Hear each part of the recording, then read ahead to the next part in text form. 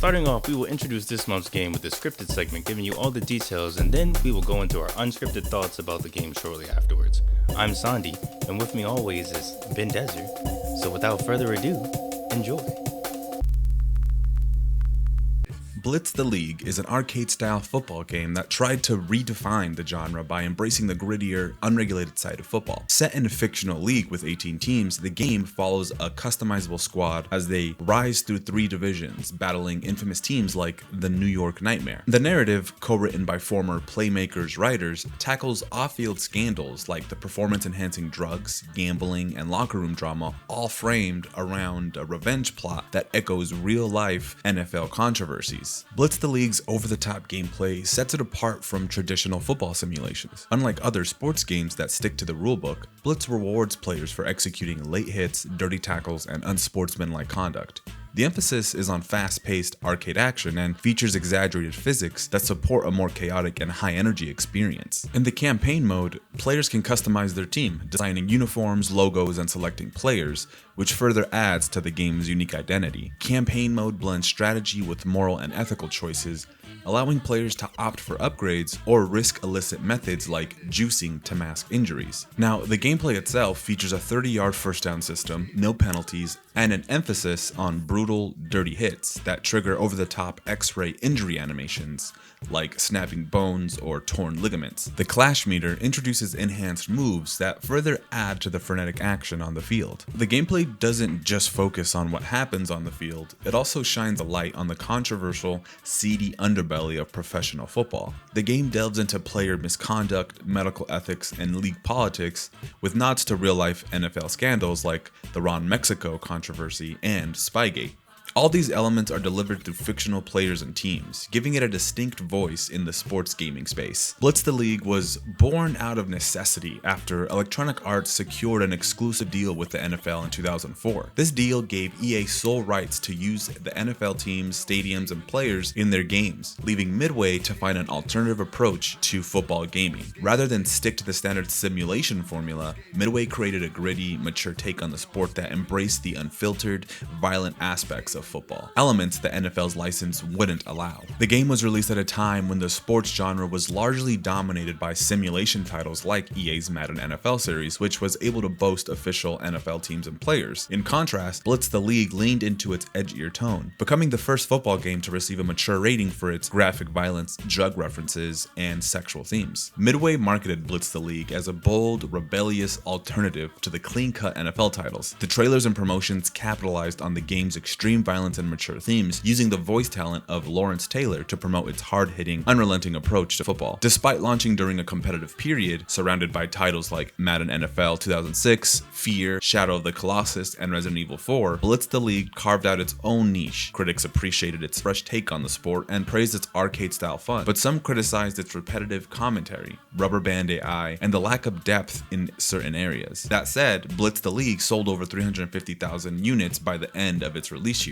proving that there was an audience for the game's more outrageous take on football. The success of Blitz the League led to a sequel, Blitz the League 2, that released in 2008. This follow-up expanded on the controversial elements of the first game with an even more dramatic storyline and more mature content. However, the game's development was complicated by Midway's financial struggles, and after the company dissolved, EA Sports acquired the rights to the Blitz franchise. Under EA's direction, the Blitz series returned to its arcade roots with the 2012 release of NFL Blitz, but it had to tone down the violence and unsportsmanlike conduct to meet NFL requirements. The relaunch marked a clear shift in the franchise's identity, moving away from the bold, edgy presentation of Blitz the League in favor of a more family-friendly experience. Today, Blitz the League stands as a unique chapter in sports gaming history. It was a bold experiment born out of licensing restrictions, daring to present a more unfiltered, controversial version of football when the market was oversaturated with standard simulations. While it may not have reached the mainstream success of its competitors, it remains a bold niche entry that captured a moment in time when sports weren't afraid to be a little rough around the edges, making Blitz a first draft pick for Back of the Rack. Blitz. Here we are, episode 4. We're halfway. Wait, are we? No, not halfway through Yeah, the this is season episode yet. 4. But it's not halfway because we have 10 episodes. Or we're doing 11. Maybe? I don't even know. I don't know. 1, 2, 3, 4, 5. 13. Yeah, we're doing 17. So yeah, we're still pretty early on. You know, and somehow it doesn't feel any different. Maybe it'll feel different once the holidays come around, and we're just like, fuck. Maybe we should have. Maybe we should have did it 6. But yeah, we'll see. We'll see how it works out. Yeah. So when did you first hear about Blitz? I first heard about Blitz during the pre-release phase. This is one of those games as a kid that I played vividly. I was not one of those football, go outside and throw the ball with your friends kind of kid. So this is clearly not. We have a retro video game podcast. Definitely not those types of kids. Yeah. So this is our. So this was my like only instinct into like football at the time. So this was my football game. I loved it as a kid, and this is my first time playing it as an adult since collecting it, and it's kind of exciting to play this because of. See, I know you're not a sports fan, and I'm a newfound NFL fan. Oh. Which is ironic that we're recording this the day of the NFL draft. Like, I think, yeah, it started yesterday, so it's very ironic we're recording this. But what is your history with this game? I think I remember seeing this game on the shelf and obviously dismissing it because I wasn't a sports fan. But the interesting is I have played some sports games in the past, like NFL Street and, you know, more notably NBA Volume 1 and 2. Like, I love those games. And on the Sega Genesis, NBA Jam, you remember that? I don't know if you ever played that. Oh, yeah. Shout out NBA Jam.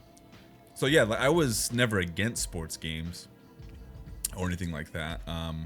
But I needed it to be a bit, you know, more stylized or more gamified. You know, I didn't want like a 1-for-1, like, oh, this is the game.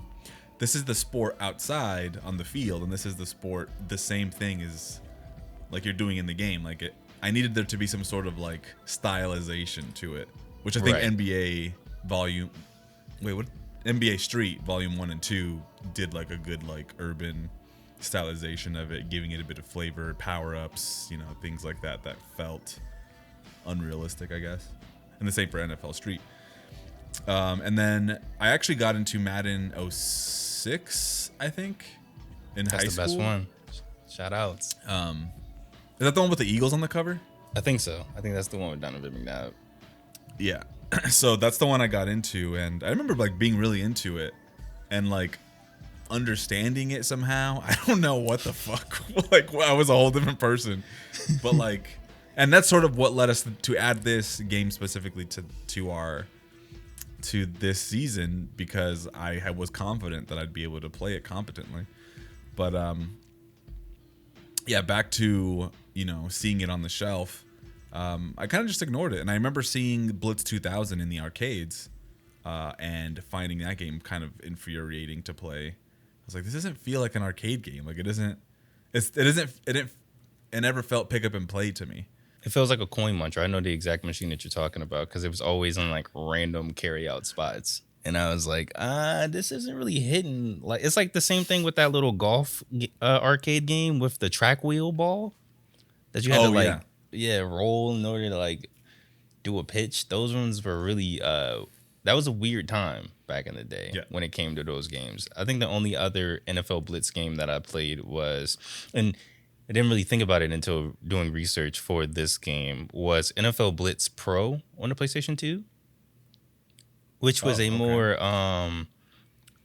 so I remember playing NFL Blitz 60 on the Nintendo 64. My dad had that, but I don't like, you know, I remember it, but I don't remember it, you know what I'm saying? And NFL Blitz Pro I do remember, and that one was a little bit more of a simulation. It was kind of like a prototype to this game. So instead of like first and 30s, it was first and 10s. It was a full 11-man roster. It had the full like NFL teams and stuff like that, but it still didn't have penalties and dirty hits and all that stuff. It still had the blitz stuff to it, but it was more pro. And that was the last game before Madden bought the exclusive rights to the NFL that Blitz used, and then they pivoted to Blitz the League. And Right. it's very interesting when you hear about the development of this game, how like Lawrence Taylor and other NFL legends at the time we're saying like, yeah, this is realistic. I like the way that they're telling the story. I like the way that they are getting deeper into the realness of football. And this is The like an behind the arcadey scenes. version. Yeah. And it's Yeah. weird because this is an arcadey version. I think it's easy to dismiss, just like racing games. It's easy to dismiss a wrestling game or a fighting game or anything of the sorts if you're not already into that genre. Because, our biases aside, we're more role-playing guys. We're more arcadey guys. That's the kind of thing. We like things that have a world that we can get lost and immersed in. So having something that evokes kind of sort of the opposite of that, where we're not necessarily immersed, but it wants to give us an experience that we're not used to, is fun to challenge ourselves, especially on Back of the Rack. I think that's what we're looking for with some of the games that we chose this season, for sure. To stay within our comfort zone, but also kind of get to that edge of like, well, what if we do add like a wrestling game or a sports? What if we do add this PSP tactical RPG or a racing sim kind of, It's actually a very sports heavy season, I will say. In hindsight. all accidental, I guess. We were just picking just games that we had on the list, but let's move into presentation, and you can start us off if you want, or do you want me to go? I guess it started off. The one thing that's always called out to me and that I've really liked about Blitz the League was the fact that when you're doing like the in-between parts of like picking a play, normally any other sports game is just silence, and then there's a commentator being like, oh, it's 4th and 6. They got to really get the ball down the court unless they really want to, there's just a regular spot commentary. But then in this game, you're getting the defensive coordinator in the booth, and he's yelling and throwing his mic down like, fuck, why did he do this? Why did it? You get to see in between, like before, you get to see the banter between the players being like, I'm about to crush you and stuff like that. It's scary when you see somebody say that and then they immediately gun it and like truck your quarterback and you're like, please don't injure them. Please don't injure them. Yeah. It's fun to see those little interactions, even ones before and after a game of them hyping themselves up or talking to other people. I thought that was the standout feature of Blitz the League that kind of added to the grittiness, because it could have just been like any of the other dozen Blitz games that came out where you hit people after a play, you body slam this dude and stuff like that, and you keep it moving. Yeah. But that added flair makes it feel like this is a real gritty league. Yeah. Let's talk a little bit about the UI, because I feel like we just finished Wet, a couple weeks back. That was the last game on the podcast, and there is there's a lot of DNA shared that I was sort of noticing, because like the UI is mainly like sort of like gritty and sort of that worn and dirty, which is what we described Wets as, because it's going for that sort of grunge aesthetic. What I really liked about the UI was the main menu and like some of the other optional menus that you go through, and how they're very simple, but they're cohesive in like the whole art direction of it being like this, sort of like bespoke, sort of like locker room, like tailor made, because these are just some guys in the locker room. Like it just feels very like not half-assed, but also not resource heavy. Like it's not like a full 3D locker room that like moves, in and out and all this, and it's just like the background of it, but it feels so integrated with like the text. And I thought that was like really cool, especially the like when you select like, and then there's a main menu, which is like the main locker room, and then if you select options, it'll go to like the bathroom, the showers, basically. I thought that was cool. But the campaign mode, it goes to the owner's box or whatever. Yeah, it's like an executive suite or something of the sorts like that. Yeah. Which I thought was really cool. Like, and the way all the information is like sort of like laid across the floor and like on the heads up display areas. And I was like, yeah, that's too cool for a game like this. Obviously you wouldn't see that in like a Madden or anything like that, but it's fun. It adds a little bit of creativity and flair and just overall cohesion to the art direction they took, which is basically like I don't know, grimy, urban, very 2000s. Like this Yeah. style just isn't Yeah, it is very in the same early ilk of, hip hop. yeah, of like when people was like, I'm using hip hop as an aesthetic, and you're looking at it like, I don't know about Yeah. that. Yeah, it's one of my favorite things was like the fact that this wasn't a licensed like NFL product, but when you start the Yeah. game, you get like the splash screen of all the teams. Still, like this was a real Yeah, I product. was confused by that. Or like when you're on the loading screen and you have the history lessons of like the college and the collegiate and all the historical games. I thought that that was a really cool feature that kind of fleshed out the world. One of my favorite things about Blitz the League was when you talk about the UI was particularly when you were training. I liked how simplified and how clean that menu is of telling Yes. you exactly like +5 treat injury or +4 to blocking with all of your upgrades. I thought that it laid everything out and it didn't overcomplicate a lot of things. Because trust me, as somebody that plays 2K, my NBA, training and doing all of that manually and not letting the computer handle that is the most complex, convoluted shit in the world. And it's not user friendly in the slightest. Oh, okay. All right. So yeah, something else I noticed was that you played on Xbox 360, right? I can't remember if you. Okay. So yeah, the menus are in 4:3, which I thought was interesting. Like they don't take up the entire 16:9 like screen. I never noticed that. Yeah, so the sides are just black. They blend beautifully, by the way, but like you notice that they don't extend further, and then you like the minute you go into a game, it stretches it out for the 16:9 aspect ratio. But yeah, I was like, I wonder if that's because it's a port of the PS2 version, basically. I believe so, Right? yeah, because this came out a year after the PlayStation 2 version, the 360 version. Yeah. So I think maybe that is one of those things where they were like, fuck, we don't have the code for it. We never designed for it to be in 16:9. And they were like, fuck it, just throw it out. We're about to close down anyway. Right. Well, I mean, they ended up making a sequel. Yeah, true. Was Before they built- closed down, yeah. Yeah, built from the ground up for the 7th generation, basically. But yeah, no, I mean, I think like the UI just looked great, and the overall art direction is just kind of funny how similar it is to Wet, because it's like utilizing like the old film scratches and like the grain and like the tape on the sides, like to signify like the borders, and it's just really cohesive. But it just made me wonder. I'm like, what is that sort of like what grimy, grungy, like dirty, worn? That's what the idea was back in the early 2000s.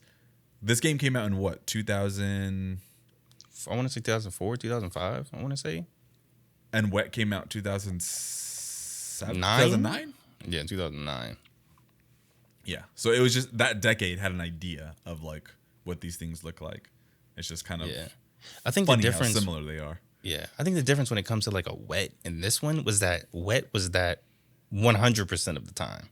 From the time you press start until the time that you finish the game, it is that. Yes. Whereas this game, it's showing like the film grain and the grittiness when you're doing like the captain intros. So you're like, okay, that's who I need to, when you're watching film, or like during the menus. But when you get into the actual game, it only shows that like film grain and the grittiness when you're doing like an unleashed move, or if you're if you injure somebody or something of the sorts like that. It never really, it lets you, it zooms out and it goes back to just being a regular game for a second. It doesn't allow that to overthrow a lot of the aesthetics that are given to the stadiums. And I think that it's definitely more minimal, and those graphical elements are definitely relegated to menus, cutaways, and things like that.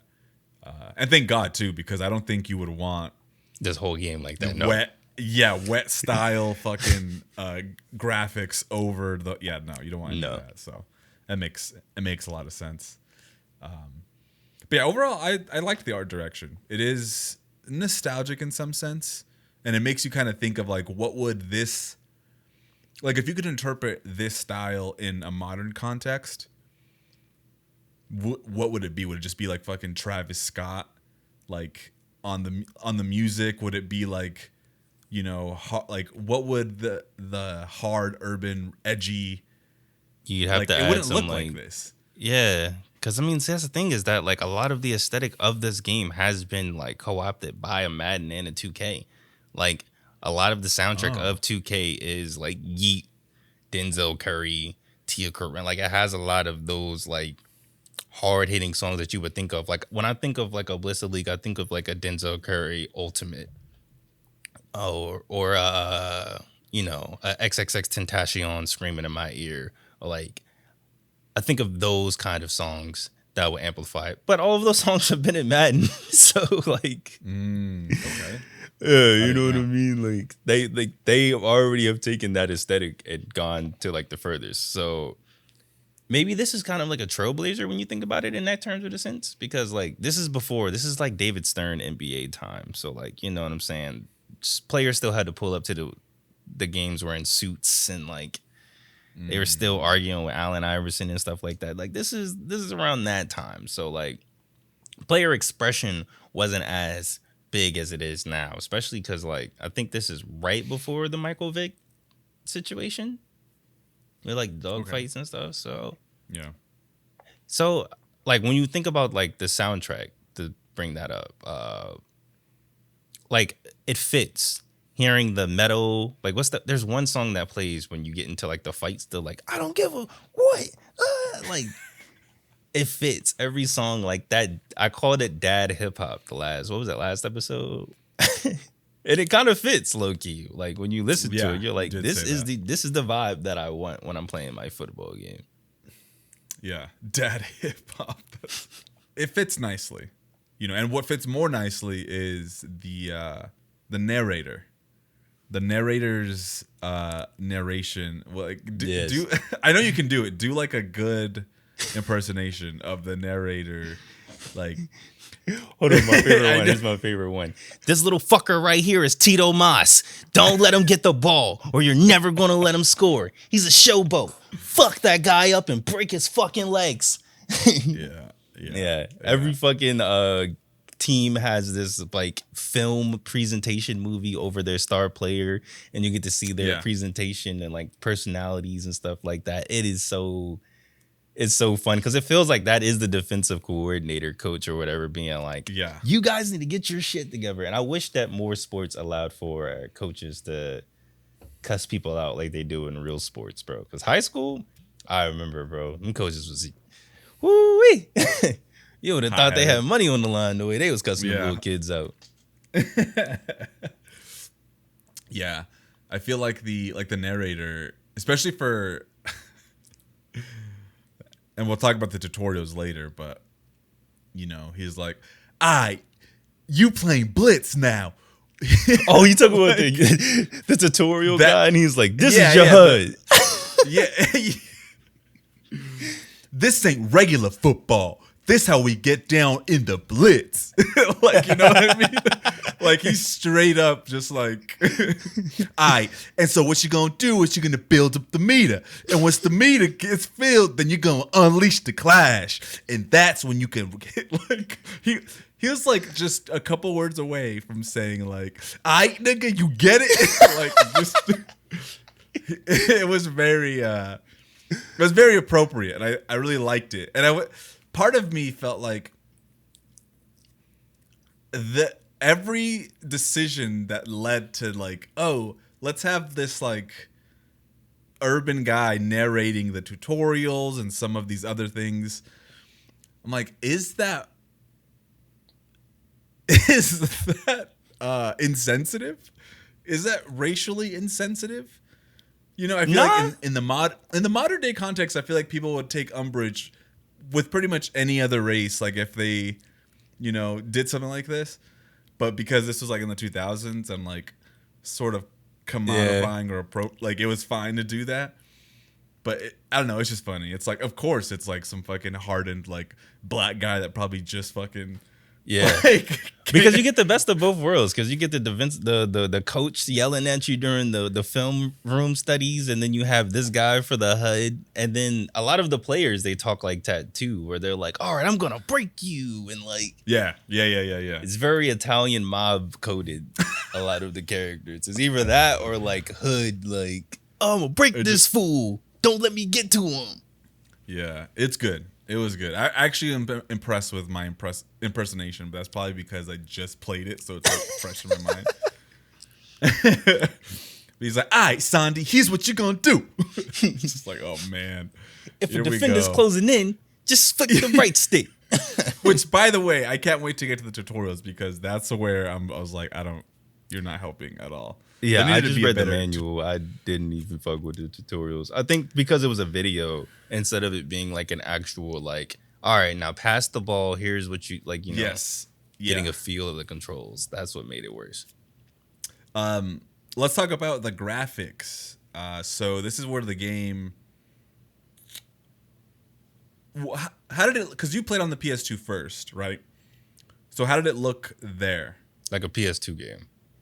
Okay. And the 7th generation version looks like a PlayStation 2 game as well. Like, Yes. just Yes. upscale. Like there's Yeah. like the models, they're like, ooh, like the female models where I'm The like, cheerleaders? ooh, yeah, I'm like, they don't Stretching look. textures and shit. Yeah. So I'm like, I can't really fault it because it's like, I mean, it was a PlayStation 2 game. I mean, if that's how Same. much you can do, that's how much as you can do. I'm not going to fault you for that. But it Yeah, does, yeah. like you can tell that they're trying to do more. Like when you go to the cutscenes, like when they like fight at the bar or like when you hire escorts to go weaken the enemy team before a match or something like that. You're watching these animations and you're like, this isn't cooked all the way. Like it's halfway there. It kind of feels Yeah. like I likened it to True Crime, Streets of New York or Streets of LA. Mm. How the rest of the game is straight, but then when you look at the animations or you look at cutscenes, you're like, this isn't a pretty game at all. Even by like standards of that time, you're like, Luigi's Mansion doesn't look like that. Like that shit looks gross, bro. Yeah, it's a pretty ugly, blurry kind of game for sure. But and those models just don't translate well to like HD resolutions, or I think it's like 480p to 720p, so they don't look right. They look very blurry. But yeah, the stiff animations and things are just like not entirely impressive. The thing that turned me off, one of the things that turned me off was like, you know, when you're done with the play and it, you know, everybody's getting back into their positions, everybody like kind of like snaps to their like, and they just kind of like walk off, and I'm just And if they run into like, somebody, then they just go super fast and like knock them over and shit like that. Yeah, I was like, I don't know about this. It has a gross feel for sure. I haven't played modern football games for comparison on like the physics for animation led collisions and things like that, but it didn't really feel or look that great here from my perspective at least. But yeah, I don't know. I think the stretching textures on the cheerleaders definitely gave it away a little bit.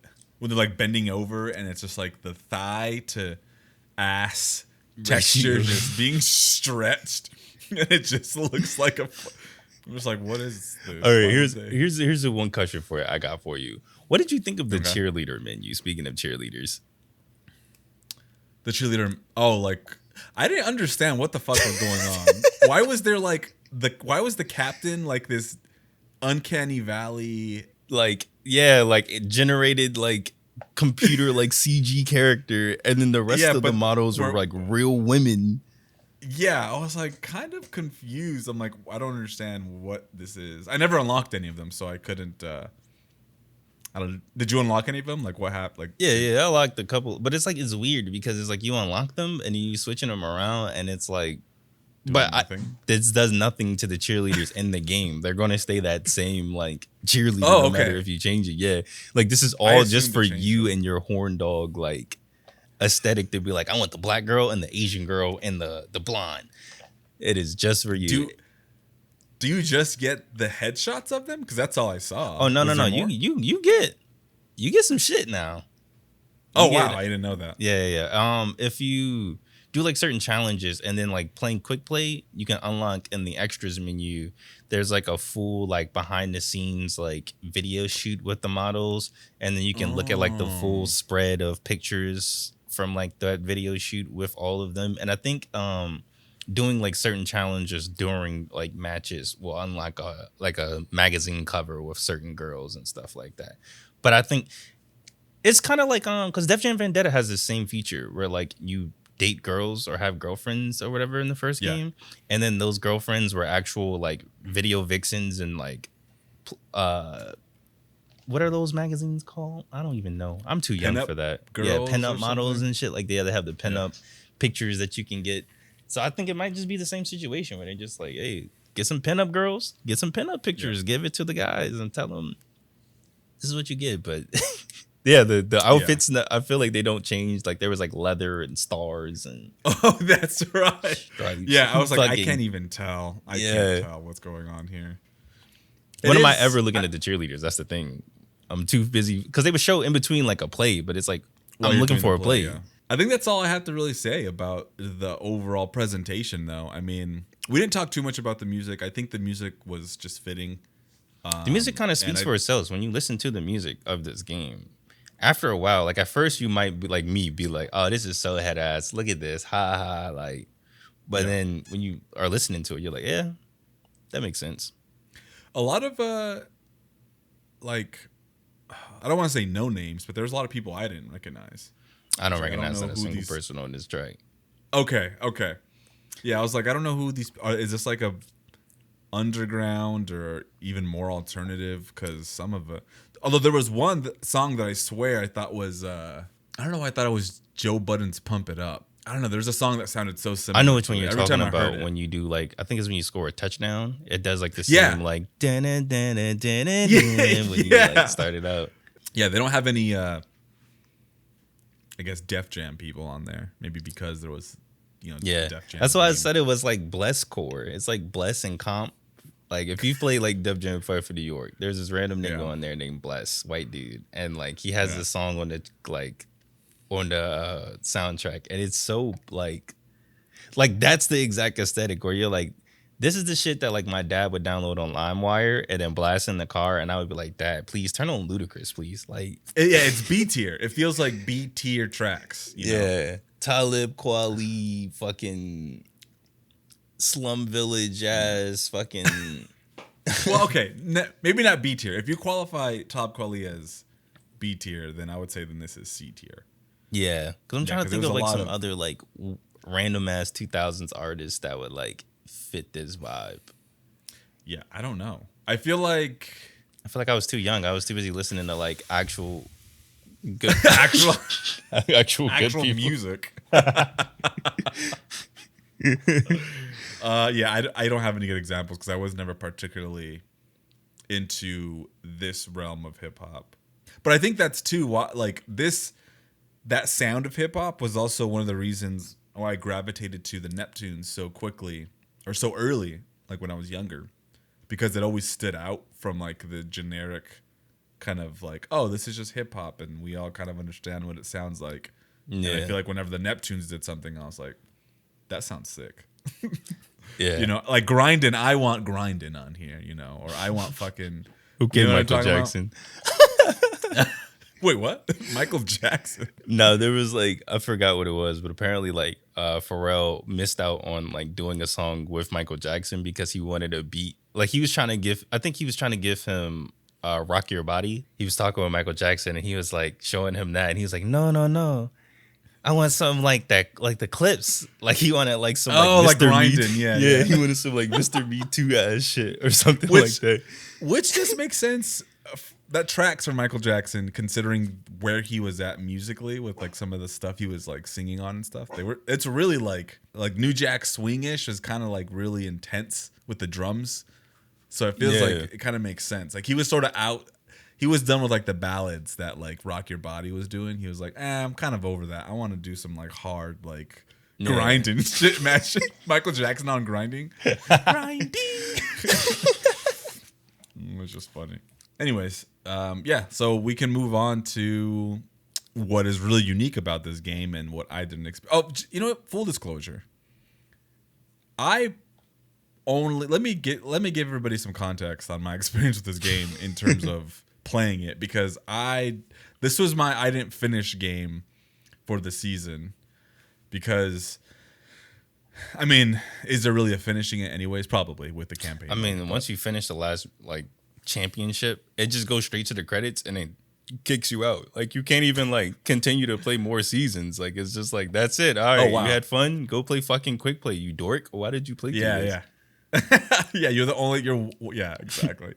So I played 4 games and got stuck on the 4th game, and I was just like, yeah, I think I've seen enough. I think I got very overwhelmed. This game made me realize that I don't know football that well, and so because of for one, lack of like tutorials and explanations of certain things, I just was not engaged with it. And so I didn't fucking play the full story or didn't do any of that. Sondi, you did most of it. I did all the story. So, and I can tell you, you made the right call by not finishing the game. Then you said you played 5 games and that was it. I've seen it all. You are correct. You have seen it all. And even when you get to the later levels, the only thing that they really do, it's not really a lot of story. What they mostly do is they do like superficial stuff. Like the very first game of the 3rd season, no matter what, because my rookie didn't get injured during the game, but for some reason he had a broken tibia and was out for 6 games. So they do like certain scripted events that like force you like, oh, your rookie gets injured, or your veteran, he has gambling trouble, so he can't play in this game because he's running away from the mob and he's hiding away right now. Like just shit like that like kind of like change it around. But the story is very superficial because there's 3 different subplots. There's the subplot of the owner trying to get this team and GM trying to work together to make this team make it to the Division 1 final so that they can make a bunch of money and pass some laws that will make all of them rich. Shit that actually happens in real life, like i.e. Luka Doncic and Nico Harris with the Dallas Mavericks that just happened just now, with a whole conspiracy theory I can go on about with the Dallas Mavericks majority owners. You had, or even my favorite football team, the Commanders, how we had to change our name because of the racist name before. How we had to get a whole new owner that was going through sexual and harassment and all this crazy stuff, and you kind of get a gist of what they was trying to go for in terms of the story and trying to like get into that real grittiness that football has, like quarterbacks having sexual relations with people in the other staff, or veterans being in illegal gambling rings, sports gambling rings, and stuff like that, or taking performance enhancement drugs and stuff. You get that, but it's not really like elaborated on per se. Like it's there, it'll say it, but it's just like an arcade mode essentially that you're playing. They're just going to give you like a little tutorial on these teams and who their best players are for when you play quick play. So, you know, okay, Tito Moss is their best guy. Let me play with Tito Moss or whatever. Like there isn't. The story is there, but it's nothing that's going to make you go, oh, that shit was fire. Like NBA Street story is there, but do you care? Yeah, like no. It's just like plot driven. Like it's just to get you from one game to another and to like make it feel like there's a sense of progression, but there's no like characters from what I could tell, right? Right. Yeah. There's random shit that happens. Like they fought at the bar with another team, and I don't even know why. I don't even remember what the team was or what was going on. Like they just have scenes that are just there just to be there, just so you could be like, oh yeah, this shit is so hard, bro. And that's probably elaborated on in Blitz the League 2, because I think it starts with you like in prison or something like that, I think, with Blitz the League 2. So I think they might have. And plus I know for both of these games, there was a canceled scripted ESPN show called Playmakers that the writers of that show went on to write the story for both of these games. So maybe it elaborates more, you know, when they got a little bit more juice and pizzazz in it, but we're not playing Blitz the League 2, so you don't know. Maybe we should have, you know. Maybe. That's the one I haven't played, so maybe. So yeah, I don't really have too much experience with the story. I just remember that opening cutscene. It's like the only thing I saw really was the opening cutscene with like the owner and wanting to create like a new team, and he's like looking at he has like a secretary that comes in, and well, I don't know who he's talking to. He's talking to some woman, and then he sends the woman off. Oh, the mayor. Okay, and then he's like checking the mayor's ass out as she's walking out, and then he has a girl right next to him. I was like, wow, you couldn't make this guy seem more like a sleazebag than like this. And then after that, you make your team. My team was the Arizona X-Men, and the colors, I botched them. My home colors and away colors, I was like, these are terrible. And you can't change them afterwards. I made the Baltimore Rackers. At first, I was gonna make the Brooklyn Avengers because you went with the X-Men, but then I was like, nah, the Baltimore Rackers sound a little bit more. And I didn't realize there was a Baltimore team, and I chose almost the exact same colors as that Baltimore team. So it was like Baltimore versus Baltimore, and it was like the same colors. That game was so hard because I didn't know. Like I was throw the ball and get interceptions. I was like, fuck, I thought that was my receiver. Fuck.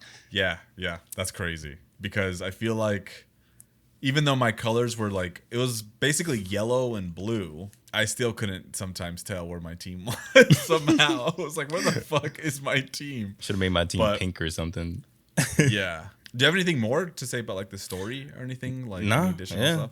The story didn't say anything. Oh, I mean, okay, I did like that in the story that once you complete certain games or objectives, they were like, hey, we traded for this character. So like after you finish the first season, they're like, hey, we traded for Bruno Battaglia, which was like one of the best defensive players of that like last season. So it was like, we got him. We're good. So I'm like, cool. I have two really good people on defense now. And then they're like, the next season after that, they're like, okay, we made some trades. Tito Mas axed out. We got Tito Mas on the team. And I remember Tito Mas giving me the fucking work. So I was like, bet. Tito Mas is that guy. That's exactly who I wanted. Good looks. So I think I like that it's cool that they dynamically shift the roster around a little bit and be like, all right, we got some new guys in. We're doing some trades. We're doing stuff like that. I thought that was cool. But, I mean, other than that most of this game is the gameplay, which we should probably move on to. Because if you're playing this game for the story, stop. Yeah. Although, you know, I was thinking, because I was jogging and I remember, I guess I was thinking to myself, like, who this game is for, right? And I was like, okay, so if NFL or if like Madden NFL, if they are accurate or not accurate, but like a cleaned up representation of the NFL, and they're like trying to be more realistic, you know, and have players and all that, and they had like a huge part of the market, Madden did. So then who was Blitz aiming at with its story, with its grittiness, its unrealistic or arcadey kind of feel? Because there is an intentional story here that that Madden didn't have, right? Am I right? Yeah. Madden, you just kind of go into franchise, pick a team, and then just go in. Yeah, and there was never like a story, I guess, like this was presented. Yeah. So in sometimes I'm like, I don't think sports games really had stories until like whatever the one with Spike Lee. I think that's like 2K13. I want to say. Where like Spike Lee wrote the story for it. Like I think that's when like sports games really were like, oh, let's make a story. Because I know there's been a couple of Maddens that's had like a story, like because now they have like a franchise where you can create your own character and like run through the franchise and stuff like that. But I mean, this is recent. This isn't like back then. Yeah, back in the early aughts. Yeah, so I was thinking about like, I'm like, okay, so maybe they were either trying to widen their approach by including a story mode, you know. Because I feel like most sports niggas don't really like story games. Even at that time, I remember like they weren't even like, wrestling. Who's playing a wrestling game for the story? I just want to play as The Rock and I want to body slam John Cena or whatever. Like I can imagine, you know, we talked about this with I forgot what game we played, or maybe we've just talked about it in passing about certain like, you know, like nigga games. You can imagine your uncle playing this game. But like he wouldn't sit down to play like a story game. It's like he just wanted the action, or he wanted the Was it state of the football. emergency? Were you talking about this? Yeah, maybe. That was a while ago. That sounds like state of emergency, where it's because state of emergency had a story, low key, that was very riveting. Like it had a lot of stuff that was going on along with like state of the emergency in terms of like political commentary, but your uncle or your homeboy that's playing state of emergency doesn't give a shit about the story. They're just running in and smash 5 windows for 500 points.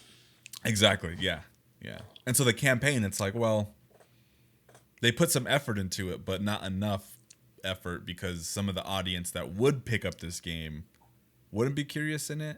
I don't know. So it was just kind of like mixed messaging in my mind where I'm like, well, like niggas don't really fuck with story modes and, like they don't want a whole, like, I don't know. It's interesting. Kind of like when you think about it from like a market share kind of perspective, like an economic perspective.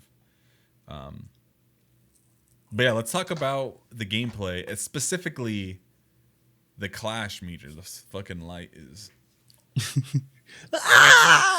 It's making you white, bro. Speaking of Michael Jackson. Anyways, the clash meter.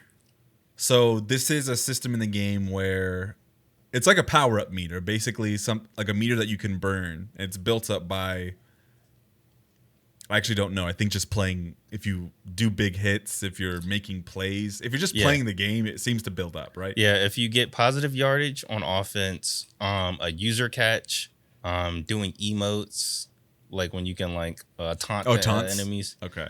Doing like jukes, stiff arms, those increase your clash meter on offense, and then on defense it's sacks, negative yardage, dirty hits, interceptions, fumbles. Those increase your clash meter, and each of those tokens, once you get like 5 of them, that's what gives you the unleash meter. Okay. Tell me how you felt about this mechanic. This is the mechanic that makes or breaks this game for you. Is because this, bro, listen, it makes the game actually like competent for somebody that sucks at sports games, like at football. Because I'm the same person every single play. Give me a passing play and I'm passing it to square every single time, bro. I don't care. I'm passing it to X. I don't care. Okay. It's the same one guy. That's my guy. I'm passing it to him. But this game made me think more because of the clash meter of like, oh, somebody's running up. Oh, I can just go slow-mo and then jump over them or do a juke back or stiff arm them off me real quick. Oh, somebody's defending out. Or like even on defense, it was like, oh, I'm using slow-mo and then I grab the interception real fast. I can run it down real quick.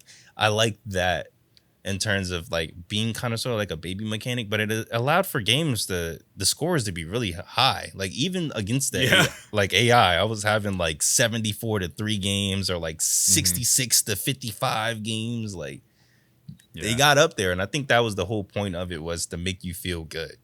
And besides, you have to get first and 30. It's not first and 10 because that's usual football. It's just 10 yards. It's first and 30, so you have to essentially get a first down 3 times over in order to get a first down in this game. So having that clash meter that allows you to like run past everybody and get like 20 yards a pass, that's kind of necessary for this kind of game.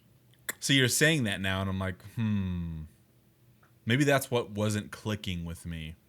Is that like, because there were some times where like, I would have, let's say, I'd be ahead by 20, and then all of a sudden the other team would fucking just crazy plays that I just can't do anything against because of that clash meter. And I'm like, holy fuck! And I just felt so like helpless, or like I just couldn't do anything. Yeah, and the thing that I was struggling with, especially towards the later half, was managing your clash, because I would just burn it every play. I'm just holding L2 and R2 every single play. But on defense, just to even dirty hit, holding L2, it drains the clash meter. So just holding, because I would just hold L2 and just run towards the next defender and just press A. And then I got to points where I would use my entire clash meter. And without the clash meter, you can't dirty hit at all. And that's usually how you get fumbles and all that stuff and injure people.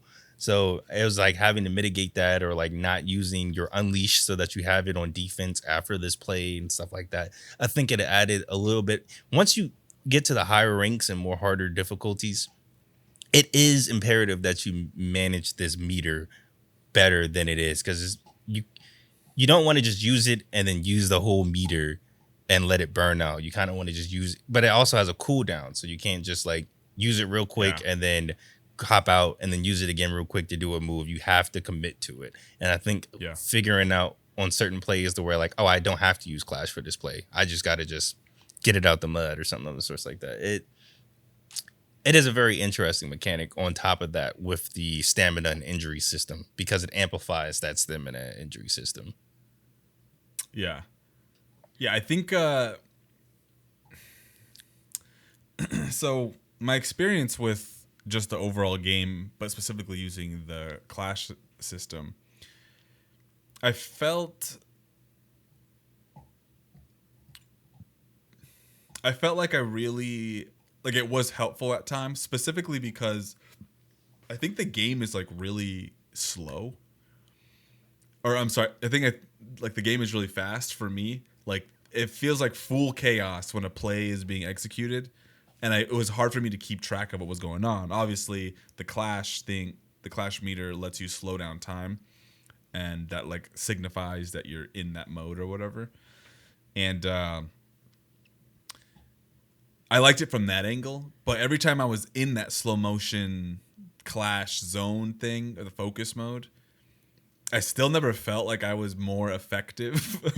Like, and I didn't realize, or I never felt like I was had more control or had more of an impact. So ultimately it fell flat for me, because I guess, I just don't feel like I was playing the game right or utilizing its mechanics in a way, or maybe thinking about them right. Like I didn't know how often I was supposed to, like if I'm in like on defense, and I hit the, what is it, LT, it felt like I never did. I feel like it just never did anything for me. You have to be pretty, like, I feel like you have to be pretty, it sounds like from what you're saying, like you have to be pretty coordinated on when you're going to use it and towards whom or to what effect. And because I didn't have that sense in my mind, it was often wasted. And even like if I was doing like a Hail Mary, basically, and I tossed that shit and I hit it, I felt like it didn't affect whether I caught it or not. And I know that it's supposed to be like, I mean, from what the tutorial was saying, like basically like an instant catch if you are in your Clash mode and you're burning the meter and you throw it, it should be like a guaranteed catch. Yeah, and that is the case, especially with like Unleash. Like if you press Unleash, it doesn't matter when you do it. As long as you press Y, you're going to catch the ball, and then you can just run it down. Like they can't intercept it. I don't know. It was just difficult, and then I think my knowledge of just football, also my lack of knowledge, or like remembering how everything worked, especially plays. On top of the fact that I wasn't used to the Xbox 360 buttons. Ooh, yeah. It was like a very, like I was pressing the wrong buttons constantly, like A and B. I'm thinking like Nintendo controls, which, A is basically the circle. Yeah, where B is on at. the right. Yeah, but this is inverted. So like I was just thrown like constantly. I was like pressing Y when I should have been pressing A. I was just like, I was having a hard time. And this is like the first full Xbox 360 game that I was like, well, that's not true because I've played Xbox 360 games in the past. Gears of War, Halo, things like that. But in a while. But it's been a minute, And recently I was playing Crackdown, maybe like when I first got my 360, and I was fine. I was like doing fine with it. But like for some reason, because this game is so, we gotta like, add that to the list. What? Crackdown. Yeah. No, Crackdown is fun. Because it's like, like you snap the ball and then you have to choose like A, X, No, B, I feel like, you. I'm the same way where I'm like, oh shit. Yeah. That's why I was always like, X, fuck it, he'll catch it. Yeah. So I don't know. There was like a lack of control that I didn't feel, especially with like the plays too. I'm like, is this the right play? It felt better offensively. I felt like I had a bit more control offensively, but when it came to the defense too, I was just like, dude, I agree with you. Reading those plays on defense, I was like, I don't know. I just chose random shit every time on defense until I got to a point to where I was like, I think I chose either glove, quarterback spy, or there was another one. I think like inside blitz or one of the two. But I was only choosing plays where I had 3 defenders in the front, and then I would choose another defender and like run on the other side so that those 3 will block the 3 in the front, and then I could just run straight at the quarterback every time. And that's that was my strategy on defense. But I do feel you where like you're playing it and you're like, I don't know like what the fuck I'm doing. I'm just doing shit. Yes. And I did start to get to a point to where I could start like reading the defense and the offense and counting like audibles and being like, oh, they're about to do a run play. Okay, let me switch to I'll do an audible and do a quick blitz or something, sorts like that to get them out of the way. Just from seeing the formations, because I was trying to find the right formations on defense and offense with running and stuff like that to try to get certain plays out the way. It wants you to interact with the stamina system, and Clash amplifies that. Like when you hit somebody with a dirty Clash hit, it is more likely to be a fumble or an injury, depending on how many times you hit the person. Or unleash moves most of the time are like an automatic fumble. Onside kicks, like after a certain while, I only onside kicked because every time I kicked on an onside ball, it was either a fumble or I got it myself or an injury. Oh, nice. Yeah. So it kind of got to the point where I was realizing like, oh, okay, so that's the whole point of the game, is to like find their star player and just injure them. And then they'll get a shitty person in, and it makes their offense a lot easier to manage, because it's like if I take out if their quarterback's so nice that I can never hit him, if I take him out the game, they're gonna put their second string in. He's gonna be ass, and I can wail on him for the rest of the game and just get sacks. And that became the strategy after a while. And I think that one is more fun, especially if you're playing with your friends and your friend is really clicking with this one wide receiver and you knock them out and they're like, damn, my next wide receiver is ass. He can't catch nothing. Like, I think that builds a little bit more dynamics to it. Because especially like when you're playing sports games in general, when have you ever played a sports game and somebody's gotten injured in the middle of the game and you've been like, what the fuck? Like, that rarely happens. But like this game uses that as a mechanic to try to push you to be more strategic with your plays. Because it's like, okay, I can't be doing pass plays all the time because my quarterback's getting fucked up. Let me run some run plays or a little bit or something of sorts like that.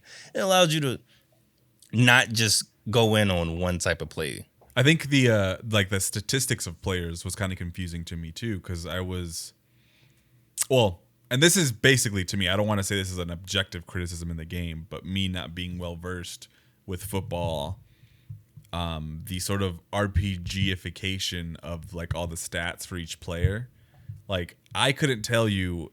Me neither, bro. If like I was like, I just don't understand. Like, okay, so he's second string.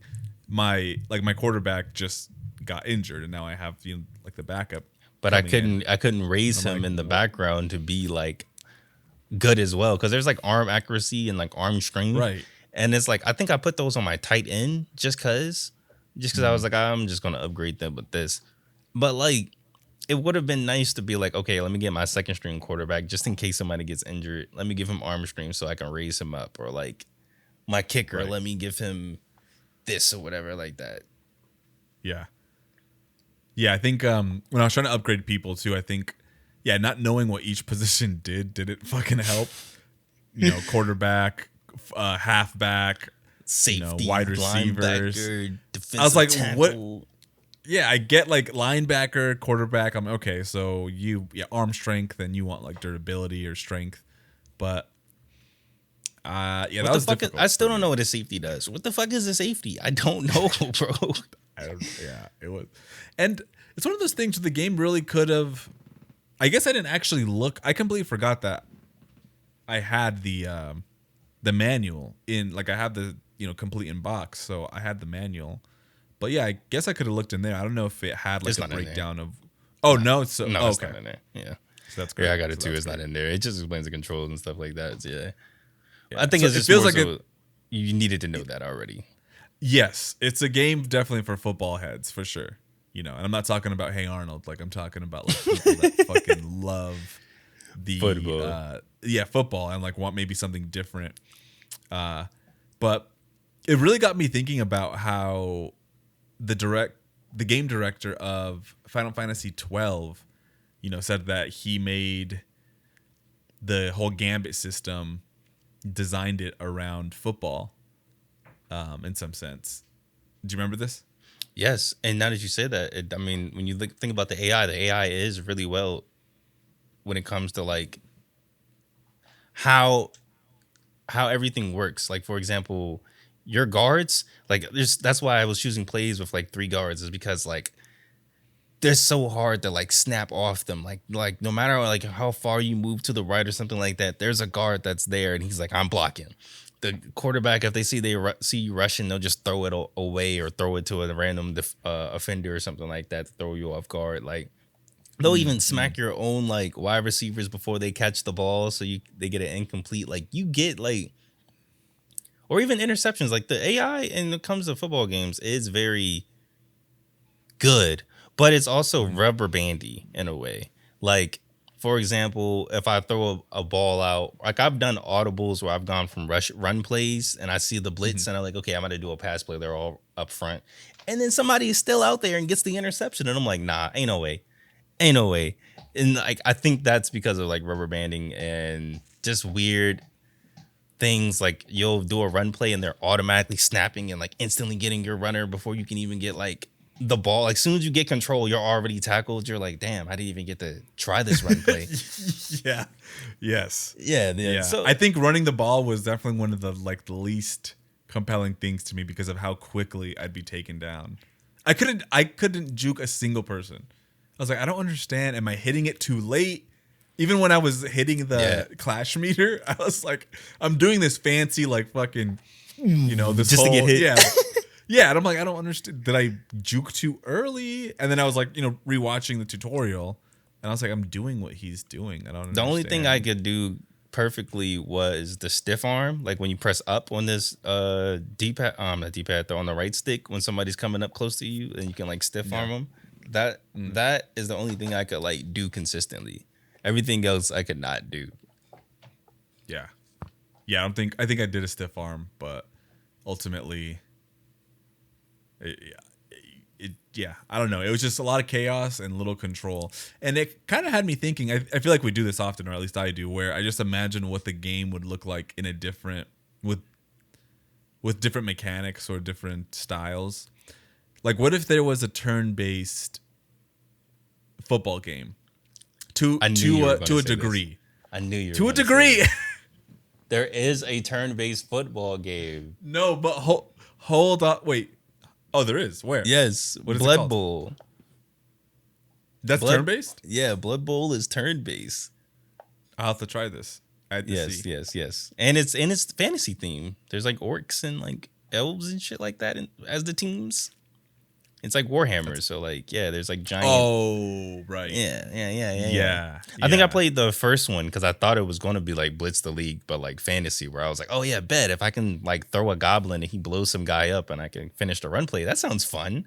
But it turns out it was like turn based, and I think that specifically turned me off because it's still like football, but I was like, why am I moving like XCOM? Like that's kind of weird. Like why am I overwatching with this guy? Yeah, it's like that. It's like imagine Midnight Suns, but like football without the cards and shit like that, but like right. Yeah, okay, well, because football is already sort of turn-based in the sense that like you pick the play, which is maybe your attack, but then in Blitz or in most football games, then you embody that player and then you're moving around in real time. Yeah.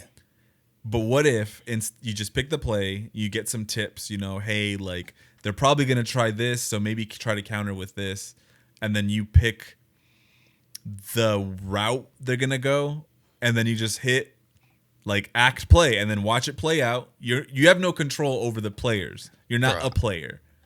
I want to say that that's how Blood Bowl exactly how Blood Bowl. I'm trying to remember, but it was so long. But I'm trying. I think that's exactly how it was back in the like. Well, someone in the comments, I'm sure, will let us know what.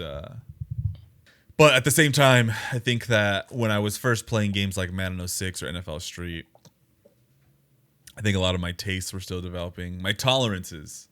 I think your tolerance for a lot of bullshit when you're younger is like, you're like, yeah, I'll put up with this. I don't care. It's a game. You know, I'll play. Yeah. Like NBA Street Volume 2. Everybody talks about NBA Street Volume 2 and they're like, oh, yeah, it's so good, man. I love that game. Go back and play it. Go back and play it right now and you'll be like, Yeah. I tried to play that and I was like, I'm going to be a 3-point specialist. I'm going to just shoot threes. And like, no. It don't feel, I don't want to say it don't feel good. It's just that like, it's a different time. We ain't know no better. And like now I play 2K. I play, you know what I'm saying? I know better. I've been playing 2K for like almost 20 years now. So like I've seen the evolution. I've seen how it's changing and I see what those games are. And besides, 2K is a very arcadey version of basketball in general, bro. Niggas is doing like flip tricks and stuff in the middle of the game. So, and Dougieing and shit. So Yeah, that's true. Yeah, true. You don't want to go back to that. I mean, it's fun for the arcadey roots of being kind of sort of like NBA Jam, throwing it off somebody's head, but like, yeah. Sports games have evolved a lot since then, and if More they're like not servicey. Yeah, and if they're not arcadey, that's why I'm really curious about Rematch, because Rematch, that's the game by the guys that made Sifu. It's like a 4-on-4 soccer game. Oh, and, yeah. And from what I've seen, you have to actually manually aim the passes. You have to manually aim the shots. You have to. It's Rocket League with people. Yeah, I remember seeing this. But so like I'm ready for something to reinvent the way that we play sports games, because even this game, it plays like Madden. This is Madden, but just arcadey, like to the fullest extent. Would you recommend this game? I specifically you, that's not a sports person per se. Would you recommend that somebody like pick this game up if they weren't like a non-football fan? Yeah, non-football, non-sports guy. You know, the typical JRPG action role-playing guy. Like, would you recommend somebody to pick this game up, add it to their collection? No, my gut says no. Like part of me says like, you know, you could spend your money on things that you would want to play and want to keep for your collection, you know? Right now I'm in this mode where like I want to buy games that I think I will play in my collection. Things that I would think I would go back to, or like, because I don't want to sell my collection, right? I don't buy my stuff just to like resell it. It's like I'm building my library so I can revisit these games or play them again because I find them interesting. And so I want to create like a curated list, a collection of games that like I'm not going for a what do you call it, like a complete PS2 collection or PS3, whatever, you know. I'm just going for the games that speak to me, and that's what makes it my collection. You're like, not getting Army of Two, the Devil's Cartel, which I have. But yeah, there's a lot of and I've actually been thinking of maybe like letting go some of the games. I'm like, I hated this game, I don't want to play it, but I already have it. I've started to do that myself too, where like a lot of the games where I play them and if I play them and I don't finish them and I go like, that's okay, kind of like throw it to the side. Like even Tony Hawk Underground, I played that, but it's like there's so many Tony Hawk games that like it wouldn't even matter. Like, why that one? Yeah, the only reason I like Underground is because I can press Z and hop off the board. But like, right. Would you recommend Blitz? Yeah, I recommend Blitz. I'd recommend Blitz specifically because it's different. If you're gonna get Blitz, I would recommend that you get like Blitz the League 2 over this game, because this feels bare bones compared to what Blitz the League 2, because Blitz the League 2 has a more fleshed out story. Blitz the League 2 has more fleshed out mechanics. Like, I know that there's like more moves that you can do with the clash meter on both offense and defense. I know that the RPG mechanics, the injury system is a lot more in depth, because I believe there's only like, I want to say a dozen injuries, like fractured finger, fractured forearm, fractured tibia, torn ACL, neck contusion, concussion, spinal contusion, hip, what are those? Whatever the fuck it was called when you hit somebody in the hip. And that was it. But like Blitz League 2, you can bust somebody's balls, you can bust lungs, you could break ribs, there's more injuries that allow for it to be a more compelling system. It's a more complete game. So you're better off just getting Blitz The League 2 over Blitz The League 1. If you have a 7th generation console. But if you have just collecting for PlayStation 2, yeah, get Blitz The League 1 for PlayStation 2. You're still not. You know what? I would be curious enough to see what Blitz 2 does. I would be kind of curious. Like, I'd pick it up just to see. Only thing I know about Blitz The League 2 is that you can bust balls and you can hit people after a play. Instead of like your character all doing the animations and walking by themselves, you can like actually run up and like hit people for like extra damage and stuff like that. I do know that. That's the only 2 things I know about that game. Yeah, that's kind of crazy. That's it. That's Blitz. We blitzed through this one. No pun intended. No, now it's time to shoot some robots. No pun intended. Yeah, next episode, Binary Domain. It's a long time coming. Have you ever played Binary Domain? No, I've owned this game for years on Steam and now also on PlayStation 3. So it's exciting to... Yeah. It's interesting because Binary Domain is a game where I played it and I was like, yeah, that was fine. And then I remember like a year or 2 going by and I was like, damn, that was kind of cool, wasn't it? But I was just playing so many games back to back, you know, like so many releases. So now I'm like, we'll see how I feel. Because if I felt that way back then, maybe there's something to it. Maybe my rose tinted goggles will come off. Yeah. You know, but only thing I think of, I'm excited to play it. I think of fucking Mind Jack when I think about. I always get that confused with this game. Because I did play Mind Jack and I was like, this shit is ass. And I always think like Binary Domain is ass because of that. But thanks guys for watching this episode. This will be the last football game that we ever cover. So this is gonna be Back of the Rack episode. This Back of the Rack episode is going to be Back of the Rack because it'll be rare. It'll be the only sports game that we ever do. We're not playing NFL Street. JK. We're not playing NFL Blitz. We're not playing NBA Jam. We're not playing. Hey, you might play NBA Ballers. You want to play NBA Ballers, bro? I don't know what that NBA Ballers. NBA Ballers, bro. It's like specifically like 101, bro. Like basketball. But it's pretty much like NBA Street or like NBA Jam or something of the sorts like that. But like, yeah. Did you ever play any hockey games? Because I remember there was one hockey game. Are you talking about like NHL Hockey Blitz or whatever? Yeah, I think it was NHL Blitz. Maybe, was it? Or I don't NHL know. Hits. Yeah. I do have NHL Hits on GameCube. I do have a copy up there. That one was nice. That was nice. Yeah, we used to go crazy with that. I don't know how it holds up now, but the memories are fond. Yeah. Okay. Well, thanks guys for watching.